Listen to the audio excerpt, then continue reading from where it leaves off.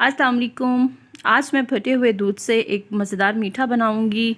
अगर आपका दूध ख़राब हो गया है तो कोई ज़रूरत नहीं है उसे फेंकने की। अब आप ये मीठा बना सकते हैं इस ईद पर। तो सबसे पहले क्या करना है, इस दूध को अच्छे से छान लेना है। नेट का कपड़ा या कोई भी मलमल का कपड़ा, जो भी जहाँ से पानी अच्छे से निकल सके और आपका जो दूध है वो उस कपड़े में से ना निकले, तो ऐसा कपड़ा आप यूज़ कर सकते हैं। इसको अच्छे से निचोड़ लूँगी मैं, इसमें पानी का एक कतरा भी ना रहे। ये देखें पानी सारा निकल गया है। अब इसे मैं किसी बर्तन में डाल के अच्छे से गूंदूंगी। इसे गूंदना कैसे है, ये हथेली से, इस तरह से आप देख लें, आपने हथेली से इसे गूंदना है। 3 से 4 मिनट इसे गूंदने के बाद इसमें आधा बड़ा चम्मच मैदे का और तकरीबन 2 चुटकी बेकिंग सोडा डालना, बेकिंग पाउडर डालना है। बेकिंग सोडा नहीं डालना, बेकिंग पाउडर डालना है इसमें। और फिर दोबारा इसे गूंदना शुरू कर देना है और हथेली से इसे गूंदते जाना है। इतना गूंदना है कि ये बिल्कुल यकजान हो जाए, बिल्कुल ये देखिए इस तरह से इस कंडीशन में आ जाए। जो इसकी फटी फटी सी लुक आ रही थी ना, वो ख़त्म हो जाए और ये बिल्कुल फ़ाइन सा आटा गूंद जाए। फिर इसके पीसेस करके बहुत फ़ाइन से इसकी बॉल्स बनानी है। ध्यान रखना है इसमें क्रैक ना आए। 1 कप चीनी और तकरीबन 1.5 कप पानी डालूंगी मैं और इसका शीरा बना लूँगी पतला सा।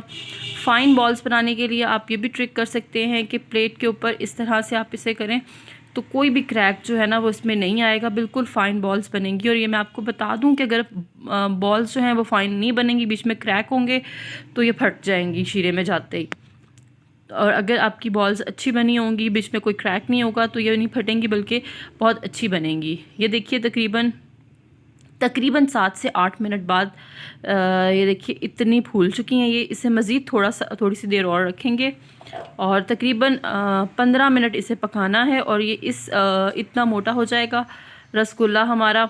और ये अब इसे निकाल लेंगे, इसे बाउल में रख दूँगी। और दूसरी तरफ मैं अब करती हूँ तैयारी कस्टर्ड बनाने की। आधा किलो मैंने दूध लिया है और इसको अच्छे से पकाऊंगी। इसमें थोड़ी सी चीनी डालनी है।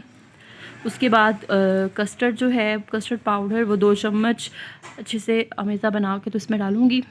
ऐसे ही दूध उबलने लग जाएगा तो फिर उसमें कस्टर्ड पाउडर, जो कस्टर्ड का मिक्सचर बना के रखा हुआ था, वो आहिस्ता आहिस्ता डालना शुरू कर देना है।